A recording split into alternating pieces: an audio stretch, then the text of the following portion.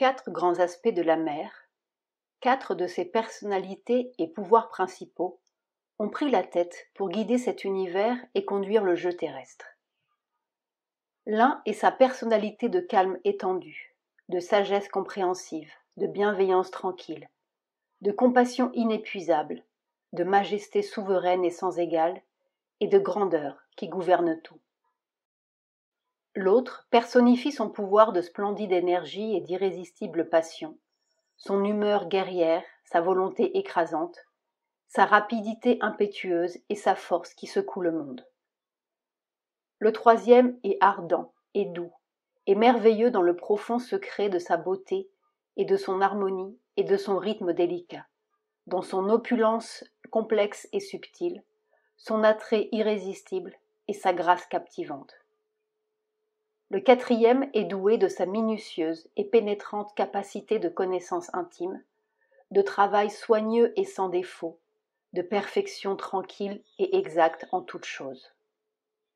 Sagesse, énergie, harmonie, perfection sont leurs divers attributs, et ce sont ces pouvoirs qu'ils apportent avec eux dans le monde, qu'ils manifestent sous un déguisement humain en leur vibouti, et qu'ils établiront, suivant le degré divin de leur ascension, en ceux qui peuvent ouvrir leur nature terrestre à l'influence directe et vivante de la mer. À ces 4, nous donnons les 4 grands noms de Maheshwari, Mahakali, Mahalakshmi, Mahasarasvati. Impériale, Maheshwari, siège dans la vaste étendue, au-dessus du mental pensant et de la volonté. Elle les sublime et les magnifie en leur donnant la sagesse et la largeur, ou les inonde d'une splendeur qui les dépasse. Car elle est la puissante et sage qui nous ouvre aux infinités supramentales, à l'immensité cosmique, à la magnificence de la lumière suprême, au trésor d'une connaissance miraculeuse et au mouvement sans borne des forces éternelles de la mer. Elle est tranquille et merveilleuse, grande et calme à tout jamais. Rien ne peut l'émouvoir, car en elle est toute la sagesse. Rien ne lui est caché qu'elle choisisse de savoir. Elle comprend toutes choses et tous les êtres, leur nature et ce qui les meut, la loi du monde, ses époques, et comment tout était, et doit être. En elle est la vigueur qui affronte et dompte toutes choses, et rien ne peut prévaloir finalement contre sa vaste sagesse intangible et son haut pouvoir tranquille. Égale, patiente et inaltérable en sa volonté, elle traite les hommes selon leur nature, les choses et les événements selon leur force et la vérité qui est en eux. De partialité, elle n'en a aucune, mais elle suit les décrets du suprême. Elle élève certains, en abaisse d'autres, ou les rejette dans l'obscurité. Aux sages, elle donne une sagesse plus grande et plus lumineuse. À celui qui a la vision, elle donne une place à ses conseils. À l'hostile, elle impose les conséquences de son hostilité, et elle conduit l'ignorant et le sot selon leur aveuglement. Dans chaque homme, elle répond aux différents éléments de sa nature, et les traite suivant leurs besoins, leur impulsion et la réponse qu'ils appellent, met sur eux la pression voulue ou les laisse à leur liberté chérie, afin qu'ils prospèrent dans les voies de l'ignorance, ou périssent. Car elle est au-dessus de tout, n'est liée par rien, attachée à rien dans l'univers. Et pourtant, plus que tout autre, elle a le cœur de la mère universelle. Car sa compassion est sans fin et inépuisable. À ses yeux, tous sont ses enfants et des parcelles de l'unique, même l'asura, le rakshasa, le pichasha, et ceux qui sont révoltés et hostiles. Même ses rejets sont simplement une remise à plus tard, ses punitions une grâce. Mais sa compassion n'aveugle pas sa sagesse, ni ne détourne son action du cours décrété, car la vérité des choses est sa seule préoccupation. La connaissance est le centre de son pouvoir, et bâtir notre âme et notre nature en la vérité divine est sa mission et son travail. Chapitre 6, partie 2.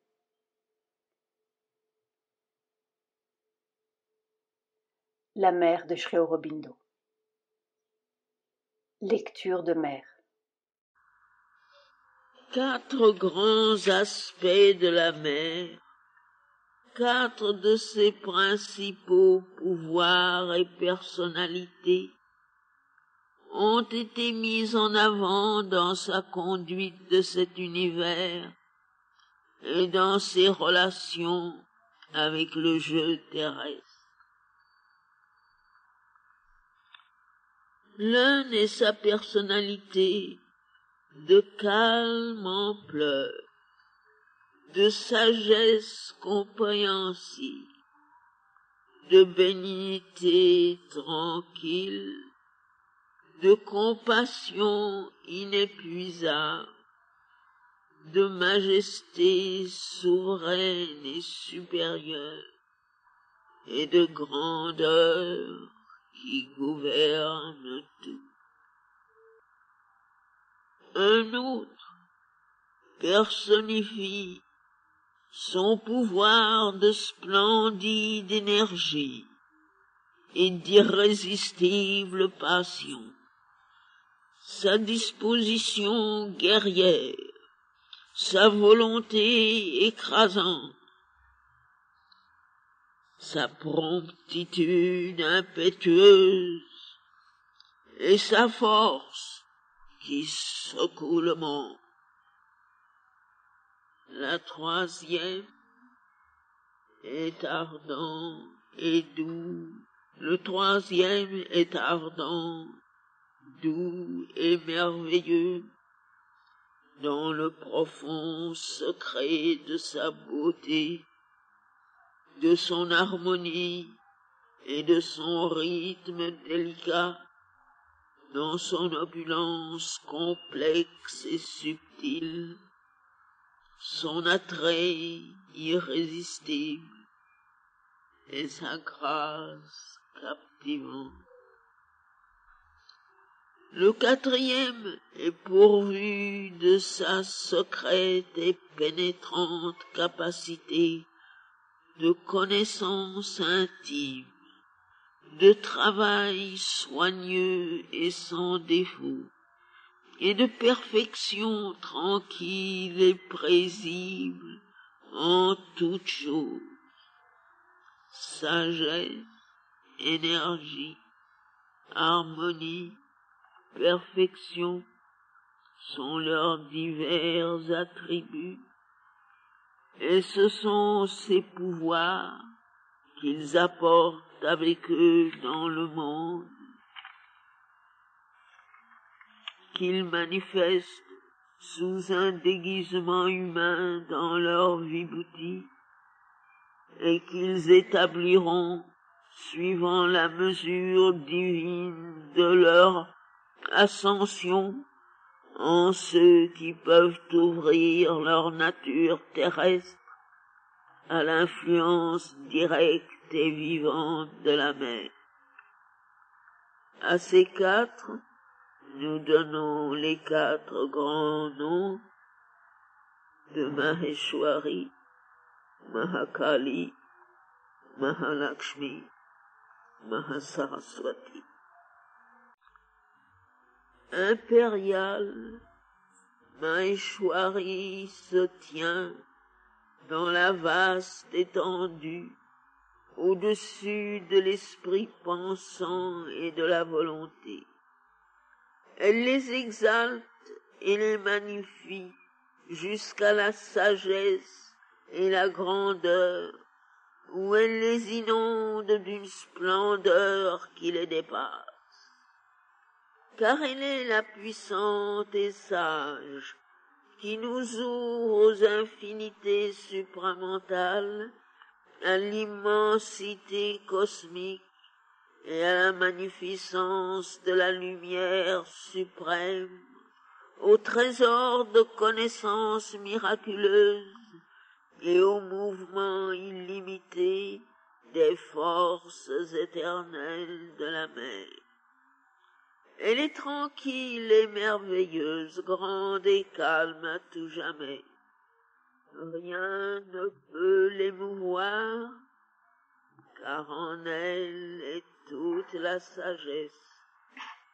rien ne lui est caché qu'elle choisit de savoir. Elle comprend toutes choses et tous les êtres, leur nature et ce qui les meut, la loi du monde, ses époques et comment tout était et doit être.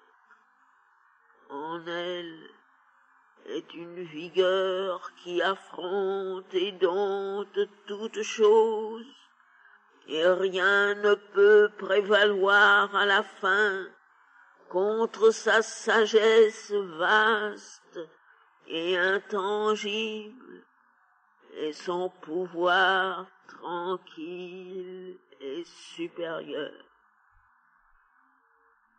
Égal, patient et inaltérable dans sa volonté, elle agit avec les hommes suivant leur nature, avec les choses et les événements suivant leur force et la vérité qui est en eux. De partialité, elle n'en a aucune, mais elle suit les décrets du Suprême. Elle élève certains, et d'autres, elle les abaisse ou les rejette loin d'elle, dans l'obscurité. Aux sages, elle donne une sagesse plus grande et plus lumineuse. À celui qui a la vision, elle donne place à ses conseils. À l'hostile, elle impose les conséquences de son hostilité, et elle conduit l'ignorant et le sot selon leur aveuglement.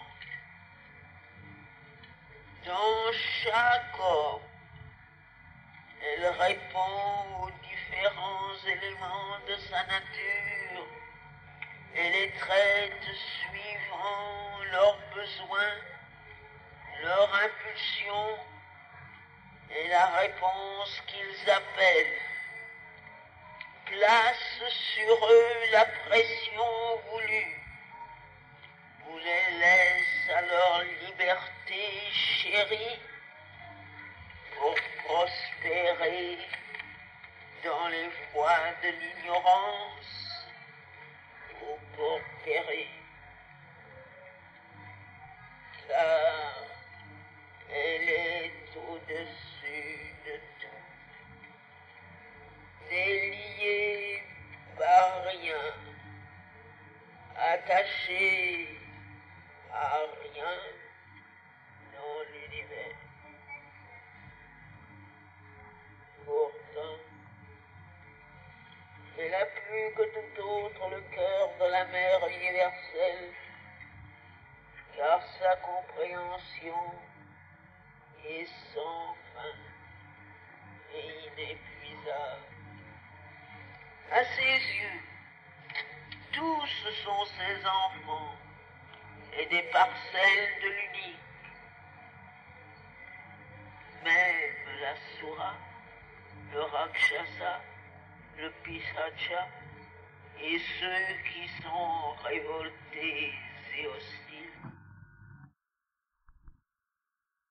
Ces rejets sont simplement un ajournement, ces punitions, une grâce.